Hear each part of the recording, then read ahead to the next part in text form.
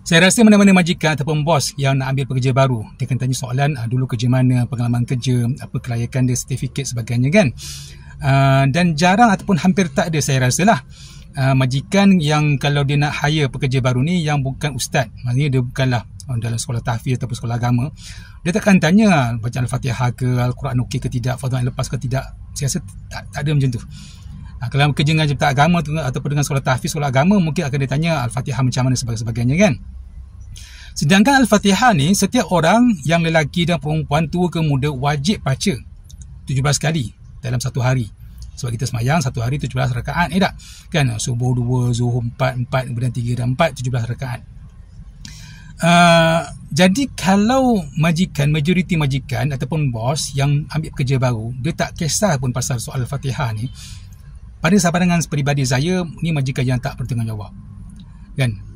Lagi-lagi kalau majikan ni dia tak pastikan yang dia punya anak buah yang dia punya pekerja bawahan ni kan, dia tak pastikan mereka ni solat, tutup aurat, berjaga syariat. Kalau dia tak buat begitu, tuan perempuan, dengarlah apa Nabi sebut dalam Sahih Bukhari dan Muslim, kullukum ra'in wa kullukum mas'ulun an ra'iyatih.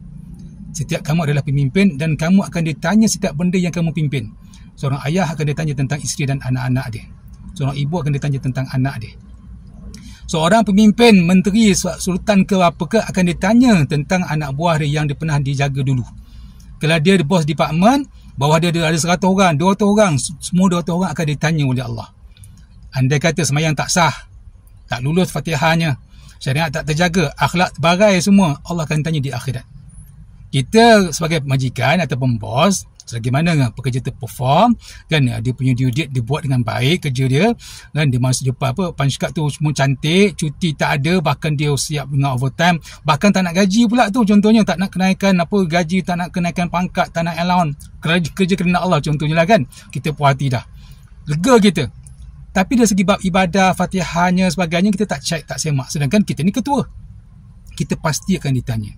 So jangan fikir company aku okey kan, performance ataupun benda yang kau buat, projek tender ke benda semua berjaya, tak pernah gagal lah. Bukan itu saja Allah akan tanya, termasuk juga dengan syariat kita punya orang bawahan, dia punya dia punya pengisahan agama dia. Semayang ni berlaku tidak dalam syarikat tu. Ini kadang-kadang dia sekarang kau datang awal okey, sudah kau balik ikut masa dah sudah, kerja kau okey dah sudah, tak. Sebab tu dia sebut dalam surah Al-Muzammil ayat 4, waratilil Qur'ana tartila, belajar ilmu tentang tajwid fardu kifayah, tapi baca Al-Quran dengan tajwid fardu ain, wajib setiap orang baca Al-Quran dengan fardu ain. Dalam Al-Fatihah ada 24 kesilapan yang biasa orang buat, termasuk para imam kadang-kadang, apatah lagi orang awam. Jadi bos-bos ni, maaf, cuba tanya diri masing-masing, bila kali terakhir anda disemak bacaan Al-Fatihah anda oleh orang yang bertauliah? Bila kali terakhir? Majoriti peserta Al-Imam yang pernah kami ajar. Sebab peserta Al-Imam ni mesti yang dah lancar bacaan Al-Qurannya. Majoriti mereka disemak bacaan Al-Fatihah ni waktu sekolah menengah. Itu yang melancar bacaan Al-Quran sekarang.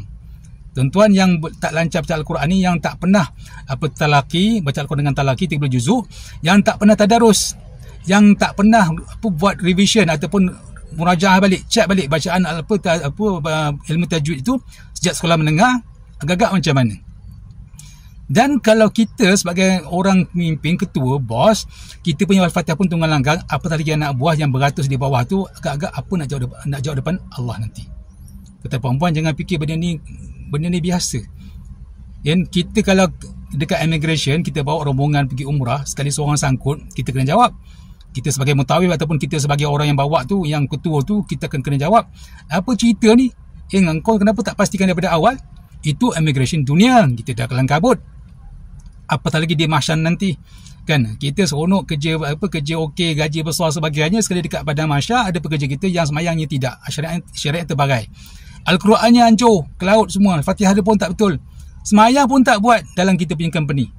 Sebab tu Al-Imam bukan sekadar mengajar tajwid, kami juga mengajar cara jadi imam. Kami juga ajar macam mana nak tackle makmum.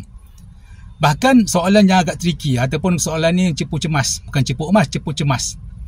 Berapa ramai bos-bos di luar sana, majikan yang di luar sana yang mendengar saya cakap ni, Yang tuan boleh sembahyang sembahyang jenazah sebagai imam. Jadi imam sembahyang jenazah kalau ada kematian pekerja ataupun staf yang keluarga yang staf kita ni yang meninggal, boleh tak kita jadi imam sembahyang jenazah ni? Tak boleh. Tak boleh ni agak sedih lah. Tak berdosa, cuma kita perah tenaga dia, tapi bila dia meninggal, orang yang kita sayang, orang yang kita harapkan untuk kita dapat imbuhan ataupun dapat kita punya income bulanan daripada dia meninggal. Bila dia meninggal, kita tak boleh sembahyangkan jenazah dia sebagai imam. Mungkin kita ikut sebagai orang biasa, tapi sebagai imam kan sedih tu. Kita perah tenaga dia 20 tahun, 30 tahun, tapi tak pernah kita jadi imam sembahyang jenazah dia. Yang walaupun mungkin dia dah retire ataupun dia dah pencen, dia dah berhenti kerja, kan tiba-tiba dapat berita dia meninggal, kita tak boleh sembahyang jenazah sebagai imam. Kan sedih tu. Seolah-olahnya kita ni macam mengambil kesempatan atas dia. Tak berdosa, tak jadi imam sembahyang jenazah, cuma nak beritahunya macam tak manis dah. Lagi-lagi kalau kita sebagai seorang bos, majikan, kita mungkin ada anak, ada isteri, ada mak ayah. Kalau mereka meninggal, kita ni bos, bukan main bagi arahan waktu di kilang, di pejabat sebagainya. Tapi bila sembahyang jenazah, kita terkucil, menikus di belakang, di saf yang ke-4, ke-50 sebagainya. Kenapa tak pernah kita masuk kursus menjadi imam sembahyang jenazah? Sebab tu dalam Al-Imam, kami latih juga cara jadi imam sembahyang jenazah, termasuk cara baca talqin. Tak wajib, cuma kalau boleh benda tu menjadi satu amalan yang baik di kalangan orang-orang yang menjadi bos ni. Tuan-tuan, perempuan, moga-moga ada manfaat sebab Al-Imam bukan sekadar kelas mengaji.